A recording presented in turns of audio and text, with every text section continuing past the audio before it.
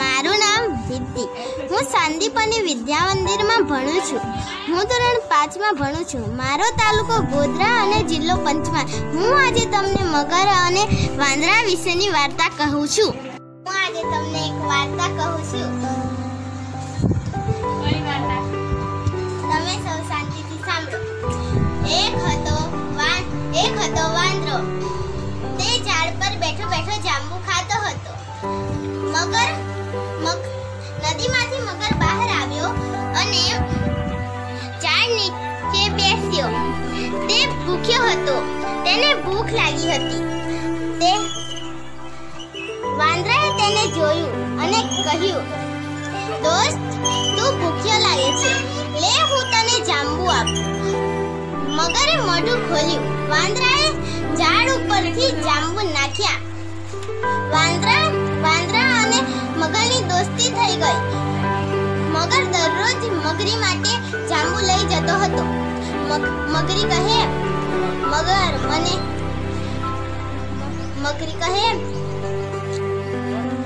મગર, મારે વાંદરાનું કાળજું ખાવું છે. તે દરરોજ જાંબુ ખાય છે, તેનું કાળજું કેટલું મીઠું હશે. મગર કહે, ના, હું એને મારું. છેલ્લે મગર વાંદરાને લેવા ગયો. મગર વાંદરાને કહ્યું,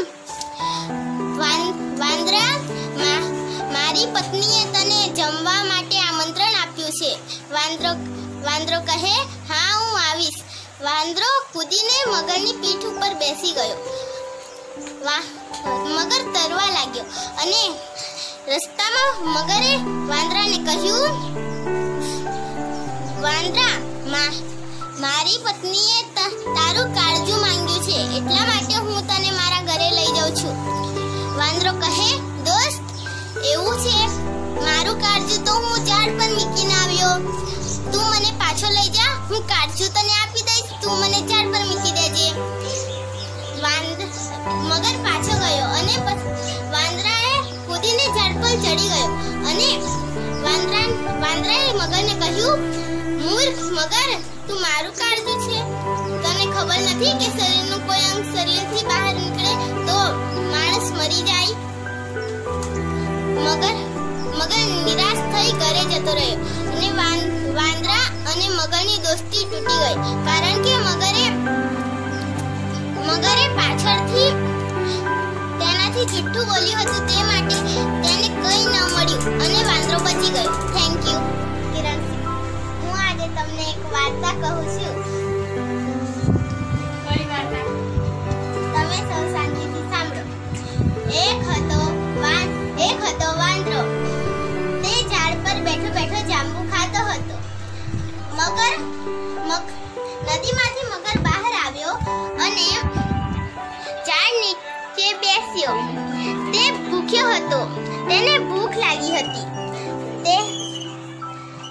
વાંદરાએ તેને જોયું અને કહ્યું, દોસ્ત, તું ભૂખ્યો લાગે છે, લે હું તને જાંબુ આપું. મગરે મોઢું ખોલ્યું. વાંદરાએ ઝાડ ઉપરથી જાંબુ નાખ્યા. વાંદરા અને મગરની દોસ્તી થઈ ગઈ. મગર દરરોજ મગરી માટે જાંબુ લઈ જતો હતો. મગરી કહે,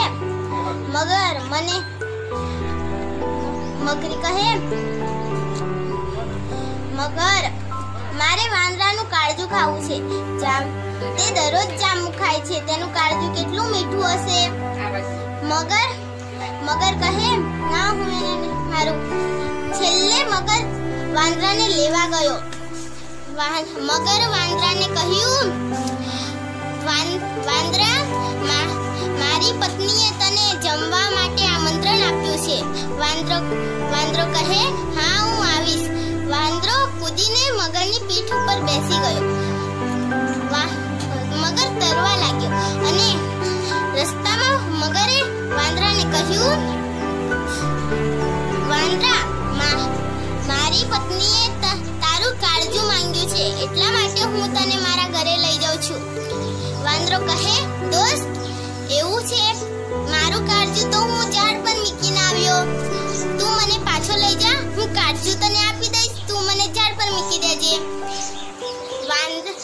મગર પાછો ગયો અને વાંદરાએ કૂદીને ઝાડ પર ચડી ગયો અને વાંદરાએ મગરને કહ્યું, મૂર્ખ મગર, તું મારું કાળજું છે.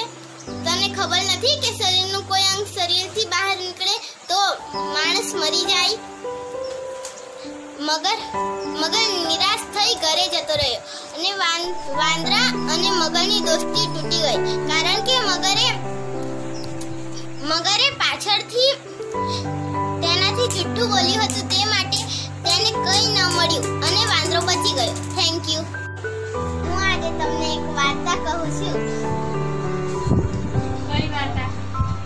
તમે સૌ શાંતિથી સાંભળો. એક હતો વાંદરો. તે ઝાડ પર બેઠો બેઠો જાંબુ ખાતો હતો. નદીમાંથી મગર બહાર આવ્યો અને ઝાડ નીચે બેસ્યો. તે ભૂખ્યો હતો, તેને ભૂખ લાગી હતી. વાંદરાએ તેને જોયું અને કહ્યું, દોસ્ત, તું ભૂખ્યો લાગે છે, લે હું તને જાંબુ આપું. મગરે મોઢું ખોલ્યું. વાંદરાએ ઝાડ ઉપરથી જાંબુ નાખ્યા. વાંદરા અને મગરની દોસ્તી થઈ ગઈ. મગર દરરોજ મગરી માટે જાંબુ લઈ જતો હતો. મગરી કહે,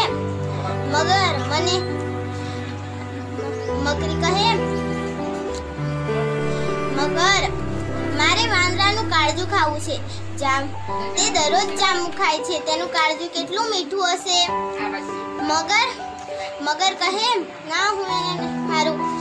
છેલ્લે મગર વાંદરાને લેવા ગયો. મગર વાંદરાને કહ્યું, વાંદરા, મારી પત્નીએ તને જમવા માટે આમંત્રણ આપ્યું છે. વાંદરો કહે, હા, હું આવીશ. વાંદરો કૂદીને મગરની પીઠ ઉપર બેસી ગયો. મગર તરવા લાગ્યો અને રસ્તામાં મગરે વાંદરાને કહ્યું, વાંદરા, મારી પત્નીએ તારું કાળજું માંગ્યું છે, એટલા માટે હું તને મારા ઘરે લઈ જાઉં છું. વાંદરો કહે, દોસ્ત, એવું છે? મારું કાળજું તો હું ઝાડ પર મૂકીને આવ્યો. તું મને પાછો લઈ જા, હું કાળજું તને આપી દઈશ, તું મને ઝાડ પર મૂકી દેજે. મગર પાછો ગયો અને વાંદરાએ કૂદીને ઝાડ પર ચડી ગયો અને વાંદરાએ મગરને કહ્યું, મૂર્ખ મગર, તું મારું કાળજું છે. તને ખબર નથી કે શરીરનું કોઈ અંગ શરીરથી બહાર નીકળે તો માણસ મરી જાય? મગર નિરાશ થઈ ઘરે જતો રહ્યો અને વાંદરા અને મગરની દોસ્તી તૂટી ગઈ, કારણ કે મગરે પાછળથી તેનાથી જુઠ્ઠું બોલ્યું હતું, તે માટે તેને કંઈ ન મળ્યું અને વાંદરો બચી ગયો. Thank you. હું આજે તમને એક વાર્તા કહું છું. કઈ વાર્તા? તમે સૌ શાંતિથી સાંભળો. એક હતો વાંદરો. તે ઝાડ પર બેઠો બેઠો જાંબુ ખાતો હતો. નદીમાંથી મગર બહાર આવ્યો અને ઝાડ નીચે બેસ્યો. તે ભૂખ્યો હતો, તેને ભૂખ લાગી હતી. વાંદરાએ તેને જોયું અને કહ્યું, દોસ્ત, તું ભૂખ્યો લાગે છે, લે હું તને જાંબુ આપું. મગરે મોઢું ખોલ્યું. વાંદરાએ ઝાડ ઉપરથી જાંબુ નાખ્યા. વાંદરા અને મગરની દોસ્તી થઈ ગઈ. મગર દરરોજ મગરી માટે જાંબુ લઈ જતો હતો. મગરી કહે, મગર,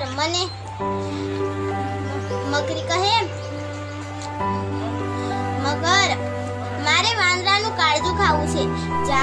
તે દરરોજ જાંબુ ખાય છે, તેનું કાળજું કેટલું મીઠું હશે. મગર કહે, ના, હું એને હારું. છેલ્લે મગર વાંદરાને લેવા ગયો. મગર વાંદરાને કહ્યું, વાંદરા, મારી પત્નીએ તને જમવા માટે આમંત્રણ આપ્યું છે. વાંદરો કહે, હા, હું આવીશ. વાંદરો કૂદીને મગરની પીઠ ઉપર બેસી ગયો. મગર તરવા લાગ્યો અને રસ્તામાં મગરે વાંદરાને કહ્યું, મારી પત્નીએ તારું કાળજું માંગ્યું છે, એટલા માટે હું તને મારા ઘરે લઈ જાઉં છું. વાંદરો કહે, દોસ્ત એવું છે, મારું કાળજું તો હું ઝાડ પર મૂકીને આવ્યો. તું મને પાછો લઈ જા, હું કાળજું તને આપી દઈશ, તું મને ઝાડ પર મૂકી દેજે. મગર પાછો ગયો અને વાંદરાએ કૂદીને ઝાડ પર ચડી ગયો અને વાંદરાએ મગરને કહ્યું, મૂર્ખ મગર, તું મારું કાળજું છે, તને ખબર નથી કે શરીરનું કોઈ અંગ શરીરથી બહાર નીકળે તો માણસ મરી જાય. મગર નિરાશ થઈ ઘરે જતો રહ્યો અને વાંદરા અને મગરની દોસ્તી તૂટી ગઈ, કારણ કે મગરે પાછળથી તેનાથી જુઠ્ઠું બોલ્યું હતું, તે માટે તેને કંઈ ન મળ્યું અને વાંદરો બચી ગયો. Thank you.